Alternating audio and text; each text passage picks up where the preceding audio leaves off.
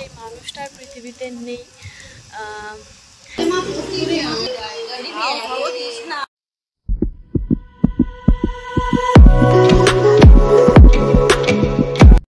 Hello everyone, welcome back to my channel, welcome back to my new blog. আমি রিমি চলে এসেছি তোমাদের কাছে আরেকটি নতুন ব্লগ নিয়ে। তো সবাই তোমরা কেমন আছো? আশা করি নিশ্চয়ই ভীষণ ভালো আছো। আমি ভীষণ ভালো আছি। তো চলো আজকে ব্লগটাকে স্টার্ট করা যাক। আর ওয়েলকাম টু মাই আর ব্লগ। তো চলো দেখো, আমি হচ্ছে এখন ছাদে আছি। ছাদে আমি এখানে শর্টস করছিলাম। আর এই হলো আমার স্ট্যান্ড। এই স্ট্যান্ডটা তো অনেক দিন আগেই ভেঙে গিয়েছে, দেখেছো তোমরা, দেখিয়েছি নাকি দেখাইনি, যাই হোক মনে নেই।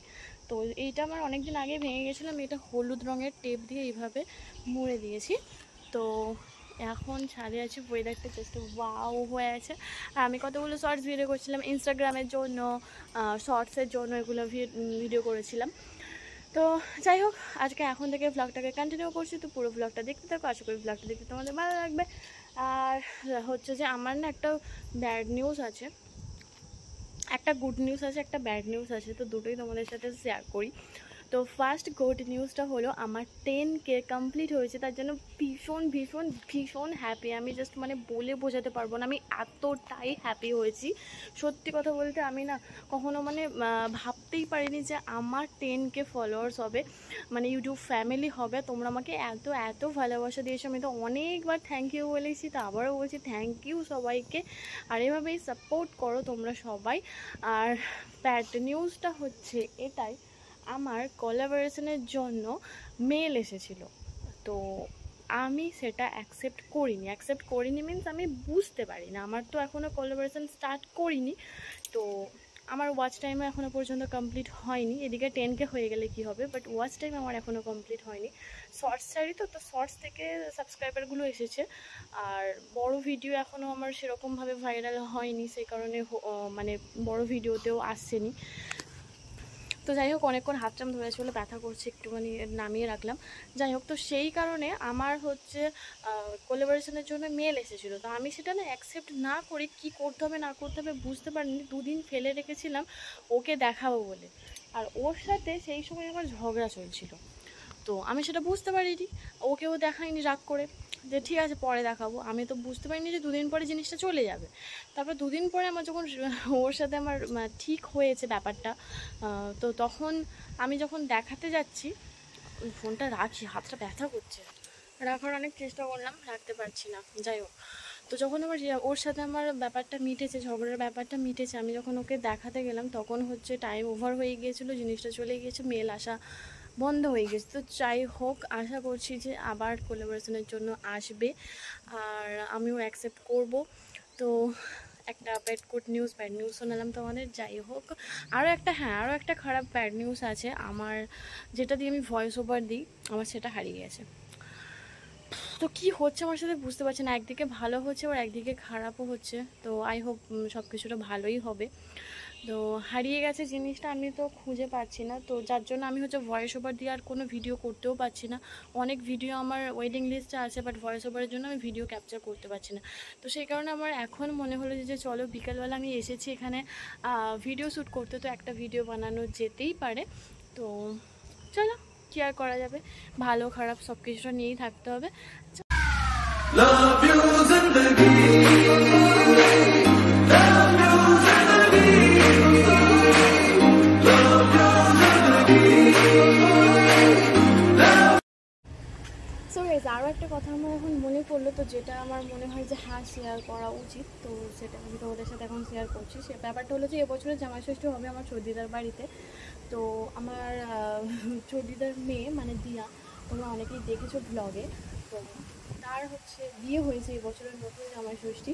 তো সেই কারণে আমাদের সবাইকে এবছর হচ্ছে ছোটদাদুর বাড়িতেই জামাই ষষ্ঠী খাওয়ানো ইনভাইট, মানে আমার পিসির, বড় পিসি সবাই। তো এবছর জামাই ষষ্ঠীটা একটু আলাদা রকম হবে, আর আলাদা রকম একটা জমজমাট হতে চলেছে। তো তোমরা অবশ্যই যারা যারা এখনও পর্যন্ত সাবস্ক্রাইব করো না, অবশ্যই সাবস্ক্রাইব করে নাও দেখার জন্য। আর যারা যারা সাবস্ক্রাইব করছো তারা তো থ্যাংক ইউ।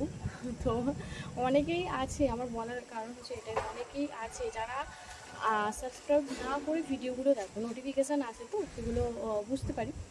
তো সেই কারণেই বলছি, প্লিজ যদি মানে সাপোর্ট করো, আরও ভালো ভালো কাজ তোমাদের সামনে আনতে পারবো বা আরও ভালো ভালো কিছু ভিডিও তোমাদের সাথে শেয়ার করতে পারবো। তো প্লিজ প্লিজ প্লিজ একটু সাপোর্ট করো, সাবস্ক্রাইব করো, শেয়ার করো। চলো যাই হোক, আর এত কিছু বলছি তার কারণ হলো এটাই, আজকে হচ্ছে আমার ছোটদিদারা নিমন্ত্রণ করতে আসার কথা আছে। মা ছোটদিদা আসবে হয়তো, তো সেটা অবশ্যই তোমাদের সাথে এলে শেয়ার করবো। তো ব্যাস এটাই। তো হঠাৎ করে মনে পড়লো, তো সেই কারণে ভাবলাম চলো শেয়ার করি।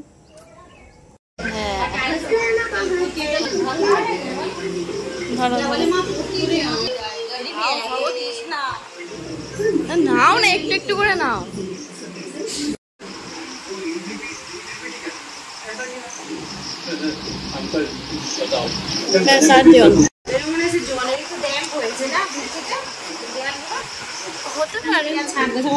না ওটা আমাদের ছিল, তোমাদের ময়রা পাড়াই করেছে ওটা।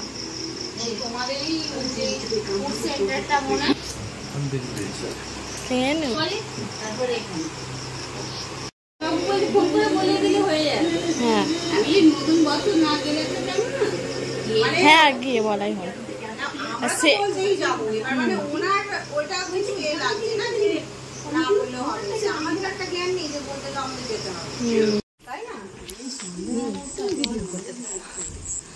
নামে এরকম ভাবে সাজিয়ে গুজিয়ে দিয়েছি, কিচ্ছু খাইনি। সো গাইস দেখতে পেলে ইনভাইট তো করতে এসেছিলো ছোটদিদারা, বাট আমি যেমন প্লেট সাজিয়ে দিয়েছি তেমনই প্লেট সাজানো, কিচ্ছু খাইনি, কিচ্ছু না।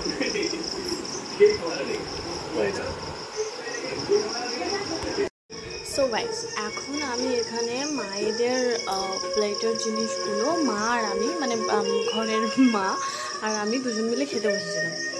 তো খাচ্ছিলাম, খেতে খেতে আমার ছোটো পিসুমণি দেখি আমার জন্য আবার কিছু পাঠিয়ে দিয়েছি। তো চলো দেখি কি পাঠিয়েছে। তো এই দেখো এখানে হচ্ছে দিয়েছে ডিম আলুর তরকারি আর এই হলো পরোটা, এই পাঠিয়ে দিয়েছে। তো আজকে আমার রাতের ডিনারটা মনে হচ্ছে হয়ে যাবে। চলো প্লেটে সাজিয়ে নিই। সো গাইস আমি আমার প্লেটটা সাজিয়ে নিয়েছি, আর চলো ডিনারটা তাহলে আজকে রাতে ডিনারটা আমি করে নিই। Tata everyone. তো আমি পরের দিন বিকালবেলায় আবার ভ্লগটাকে স্টার্ট করেছি, কারণ কালকে আমি ভ্লগটা শেষ করতে পারিনি, আর মনে হলো যে চলো ভ্লগটা আজকে শেষ করে দিই।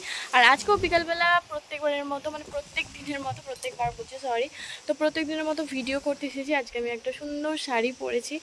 সত্যি কথা বলতে এই শাড়িটা না আমার পছন্দ না খুব একটা, বাট আমার কাছে শাড়িটা ভীষণ স্পেশাল, কারণ আমাকে একটা স্পেশাল জনই গিফট করেছিল। তো সেই কারণে শাড়িটা আমার কাছে ভীষণ স্পেশাল। আর পার্সোনালি আমার শাড়িটা অতটা ভালো লাগে না, আমি পরিও না শাড়িটা, আমি একবার পরেছি, একবার, হ্যাঁ তো একবারই পরেছি আমি শাড়িটা। হ্যাঁ বিয়ের পর আমি একবারই পরেছি শাড়িটা, আমি শাড়িটা পরিও নি একবারও, সরি একবারও বলছি, মানে ওই একবারই পরেছি আর পরিনি। নতুনই ছিল তো আমার মনে হলো যে এই শাড়িটা পরে ভিডিও করা যেতে পারে, তো অনেক দিন পরিনি, তো সেই কারণে এই শাড়িটা পরে আমি ভিডিও করলাম। দেখো চলো তাহলে, আর কালকের ভ্লগটা আমার মনে হয় শেষ করে দেওয়া উচিত, তো শেষ করে দেবো। এরপর থেকে আবার একটা নতুন ভ্লগ আসবে। চলো তাহলে আজকে আমার ভ্লগটা এখানেই শেষ করছি। আমার ভ্লগটা দেখতে যদি কিছু ভালো লেগে থাকে অবশ্যই একটা লাইক, কমেন্ট, শেয়ার, সাবস্ক্রাইব করে দিও। দেখা হবে খুব তাড়াতাড়ি নেক্সট ব্লগে, নেক্সট কোনো ভিডিওতে। Tata bye bye. আর যারা যারা এখনও পর্যন্ত আমাকে ইনস্টাগ্রামে ফলো করেনি চটপট ফলো করে নাও। অ্যাকচুয়ালি আমার যখন প্রথম বিয়ে হয়েছিল 2020 সালে, তো তখন আমার আলমারিতে তো কোনো শাড়ি টাড়ি কিছুই ছিল না। শাড়ি কেন, আমি মানে বিয়ে করেছি কিছুই ছিল না আমার কাছে।